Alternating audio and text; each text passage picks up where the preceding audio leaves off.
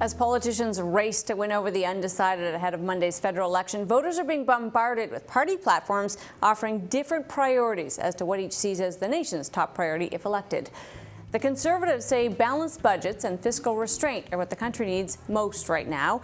The Liberals argue job creation and targeting tax cuts aimed at the middle class top their to-do list. The NDP's priorities balance the books while raising corporate taxes and introducing a cap-and-trade system to reduce greenhouse gases.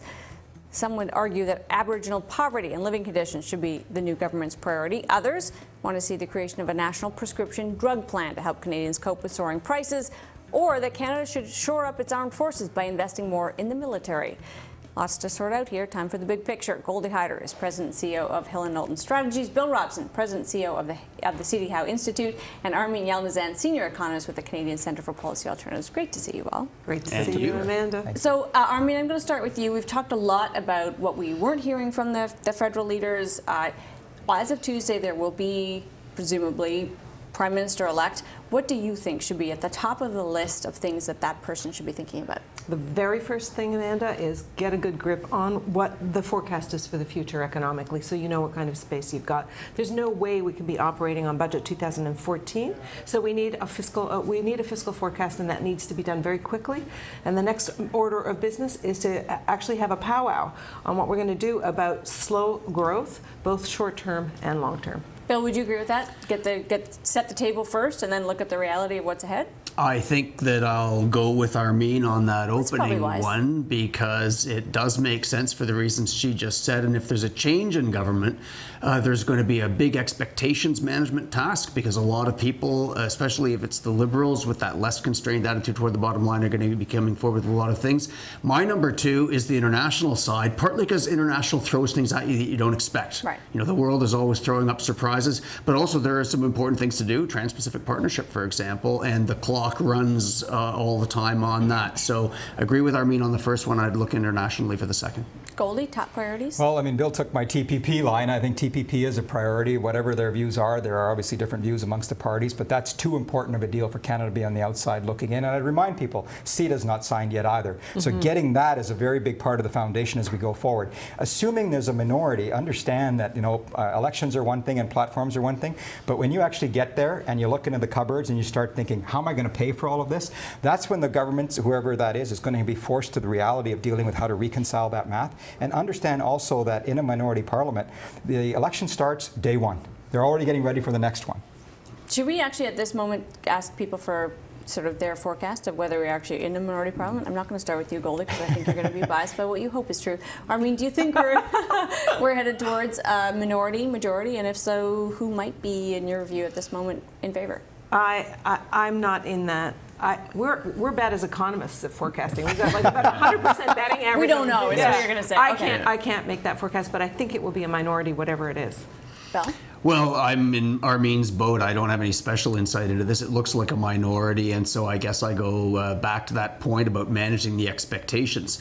It's partly what Armin said about the forecast. It's also that some of the numbers that we've seen in the platforms are a little bit loose. And once we get a bit more definite about that, it's going to be tough to make them add up. And in a minority, then you've right away got some very difficult discussions to have about what comes first. I think what we're seeing is elections matter, especially when they're 78 days long. There's a lot to go through. I'm going to repeat what I said to our clients 90 days ago or so.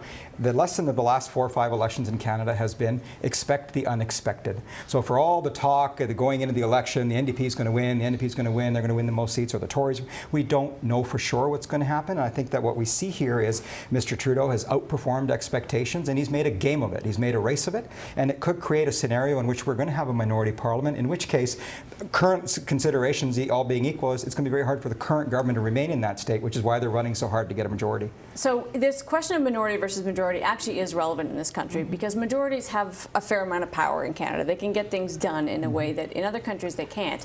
In this case, a lot of what needs to be done, arguably, requires vision that isn't very populist. Things like Aboriginal poverty, things like actually fixing infrastructure that you can't see. These are not things people actually grab hold of and say, I'm so glad the sewer system was improved.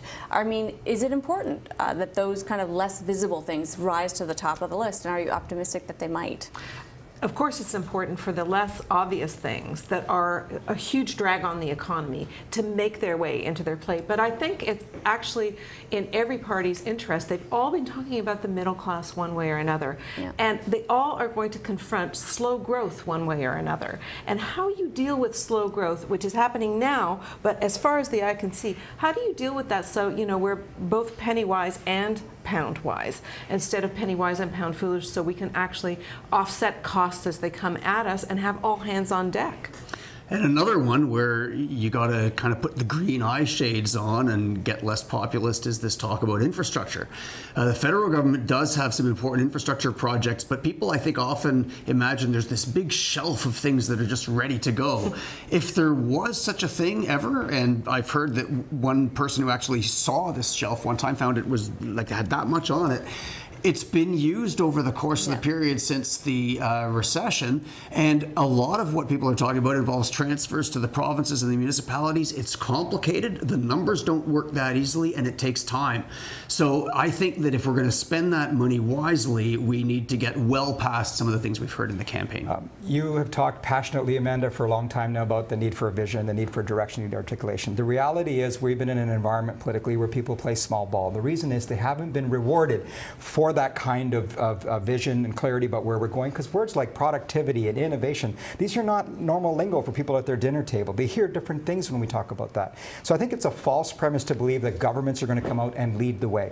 I think it's much more about how do you engage audiences, how do you engage the public to realize that if we don't deal with these issues, of which infrastructure is obviously a very critical one, but so is the knowledge economy and our international relationships and so forth, we're going to pay the price as citizens. So until it becomes about me, I'm not going to be paying a lot more attention to it. So I think it's wrong to think governments are going to come in and lead us to the promised land, because there hasn't been a reward to try and do that. Instead, we get a lot of these small, you know, tax cuts and so forth that people talk about. I would disagree with you that this is small ball. I think the last few years has been about really shifting the big picture to a conversation about what's best for the economy is governments getting out of the way and reducing the tax burden. And if you want to grow the economy, let's look at consumers outside of Canada, not consumers inside of Canada, which is why there's been so much emphasis on trade.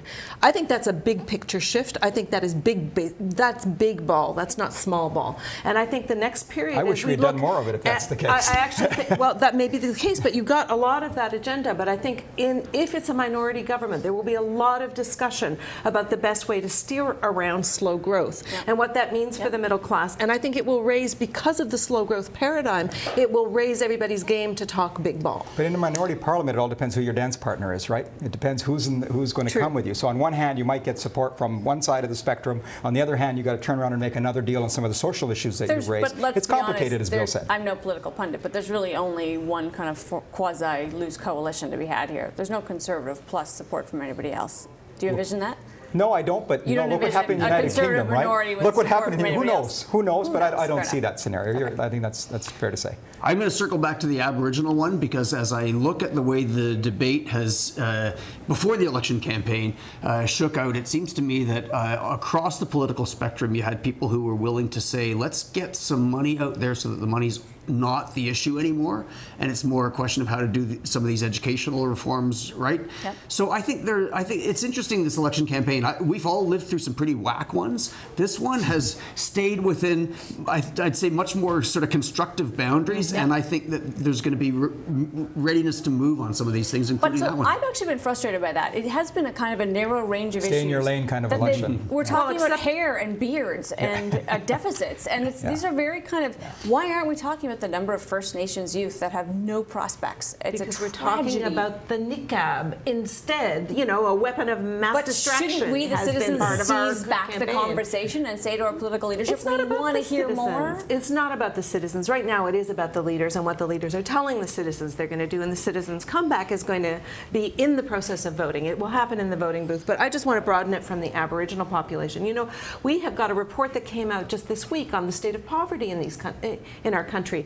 If you're saying that in 15 or 20 years we're going to have so many seniors that we've got a problem with the cost of it, and you're discounting 25 to 30% of young people in our biggest cities and saying, well, we're not going to invest in you, but we want to have all hands on deck, and we want you to do the heavy lifting in 15 or 20 years, that's a disconnect. We have to talk about that sort of thing. What we need is leadership. right? What we need is ultimately We leadership. have leadership. We got No, I'm not tons of talking about it in a leadership. small L way. I'm talking about it in a big L way that says, listen, these are not binary choices, either or, environment or economy. Right? These issues on social policy, bills raised Aboriginals, I'd like to talk about the fact that we don't have access to markets is one of our biggest issues of our time. These are things that we expect our political leaders to lead on. What I'm telling you is in the world in which we're operating, there hasn't been a reward for them to do that. So they do the things that they need to do to get their vote out and get elected. They're not doing the big things. TPP is a big thing, CETA is a big thing, but the voter's not voting on that. Can I just say one positive thing about small ball? I mentioned some sort of whack campaigns. Canadians are quite practical people.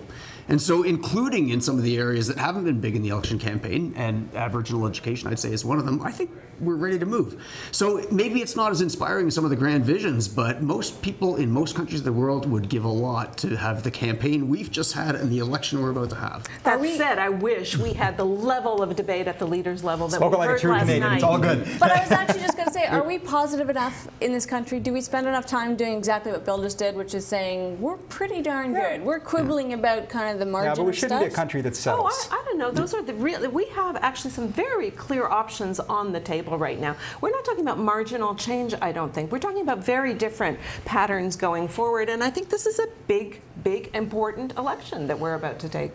Guys, that's the big picture. It's a pleasure. Oh, You're going to has been a pleasure, keep doing it, but I must say this is the best panel that I've ever worked with on big picture issues, and it is a pleasure. You're Thank too you. kind. We will Thank do you. our best to keep it big. You will be missed. Thank you. yeah, you will be terribly missed. Goldie, Bill, Armin.